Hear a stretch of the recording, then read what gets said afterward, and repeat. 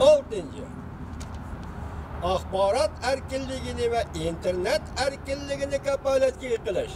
Yana bir o'qib o'tay. Siz biz tushunadigan, siz bizga munosabatlik 6-modda. Amerika Jungodan talab qilayotgan 6-modda. Axborot erkinligini, buning ma'nosi Şinjan gazetini qo'yib o'tish, Eli gazetini qo'yib o'tish, Urumchi Kashlik gazetini qo'yib o'tish. Bugun bu gazeta taqoldi Rais Jinping qaytadan dollar haydab ochdi hamda buni. 6. Axborot erkinligini va internet erkinligini kapolatga qilish. 7. Xususiy shirkatlarni qo'g'dash va xalq boshqaruvidagi shirkatlarni qo'g'dash. Xususiy mulkni ixtiyoriy tartib olmaslik. Diqqat qiling vatandosh. Xususiy mulkni ixtiyoriy tartib olmaslik. Rabia Qodir shirkatining qulan kelamdi nima Rabia Qodir xonim? 7. Xususiy shirkatlarni qo'g'dash va xalq boshqaruvidagi shirkatlarni qo'g'dash. Xususiy mulkni ixtiyoriy tartib olmaslik. Ve kişilerin erkinliğini çeklemezlik. Dikkat vatandaş. 8. Devlet ilgiligindeki şirketlerine maliyadan koşup verildiğin ve eksport kılıdığın şirketlerine koşup verildiğin pulunu bekar kılır. Aleyh. Bunun da Cumhur'un devlet ilgili şirket degen gep tügüdü degen gep. Bu tügüdü devlet hakimiyet mi tügüdü degen gep. Ben de kısa sürecek tahlil kılayım. Bular qurulma xarakterlik islohotning muhim mazmunlari. Islohot elib berilgan Jungoda texnicha hal qilinmagan, hal qilish o'ng'ayga to'xtamaydigan yoki cho'qim hal qilish kerak bo'lgan qismida diqqat vatandosh.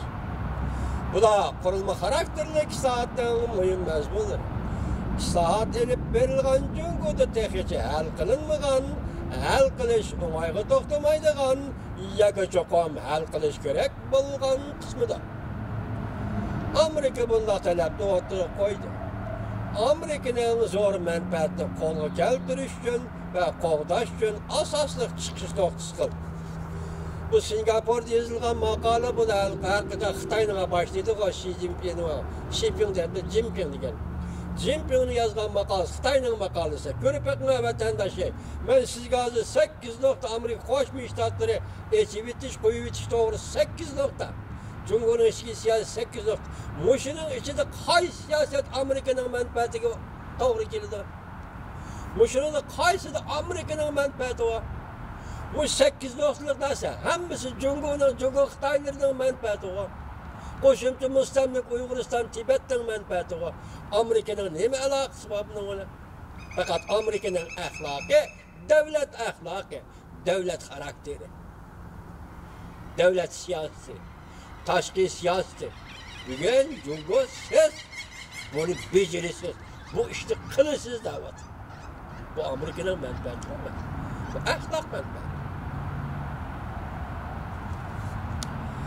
Muhim mazmunlari islohot elib berilgan Jungoda texnicha hal qilinmagan, hal qilish o'ng'ayga to'xtamaydigan yoki cho'qim hal qilish kerak bo'lgan qismidir. Amerika bunday talabni o'tirib qo'ydi. Amerikaning zo'r manfaatini qo'lga keltirish va qo'g'dashni niyat qildi deydilar Singapurchi Xitoy yozib atganlar. Hargizmi Jungoning islohot ishini echib etishni nazarga olgan emas. Mush yo'li bilan echib etayotdi Jungo. Mush yo'lni echib etsang odam qilgan sodini qilgan bo'lasan. Davlatga odam qilgan ishni qilgan bo'lasan deyapti. Nima hargiz manfaatsiz bo'ldi Singapur va Xitoy yozuvchi. Amerika nashr qilingan Dunyo gazeti bunday ko'rsatdi. Prezident Trump davlat xati e'lon qilganda bunday ta'kidlagan. Amerika Jungo suhbati Jungoning amaliy qurilma xarakterlik islohot elib berish ustiga qurilishi kerak. Amerika prinsip masalasida hargiz yo'l qo'ymaydi. Jungoning ma'mur vaziri Liu He Amerikaga suhbat qurishga keldi. Amerika taraf bunday ko'rsatdi. Amerika Jungo ko'ngil biladigan eng muhim masala qurilma xarakterlik islohotdir. Amerika ko'ngil biladigan eng muhim masala qurilma xarakterlik islohotdir. Yuqoridagi islohotdir. her xil besim ve qiyinchilik ostida alomatlar ko'rsatdiki, Beijing Deng Xiaoping davriga qaytmasa bo'lmaydi hamda. Qaytishga majbur bo'ladi. Jungo Deng Xiaoping davriga qaytishga majbur bo'ladi.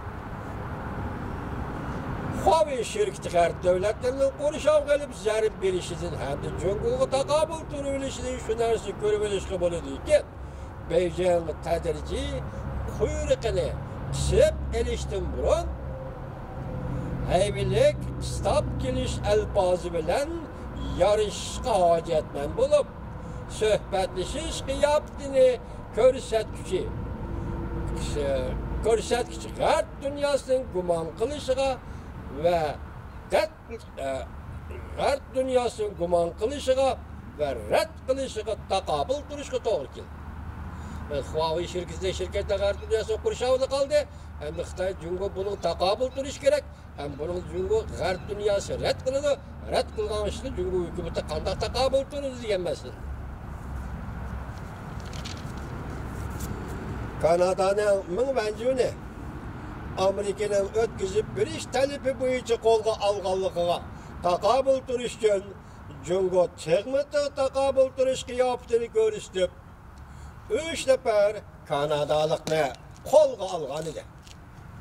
3 nafar Kanadalikni qo'lga olgan edi. Hamda havşo. Bu yaxshi gap qilishayli, yaxshi so'zlashayli degan kunga keldi deydi Jungo. Jungo şu kunga keldi dedi. Kanada men sizinle yaxshi so'zlashman deydigan kunga keldi. Maslahatlashish qiyofatini ko'rsatishga boshladi. Jungoning ichki qismida g'ayri sadolavatlarga chiqqanlikdan Deng Xiaoping davriga qaytib, o'zini samritishning o'zila chiqish yo'li deb hisoblaydi hozir Jungoning ichki qismida. Jungoning ichki qismidagi sadolar bunday ko'rsatdi. Jungoning iqtisodiy ahvoli intayin ig'ir.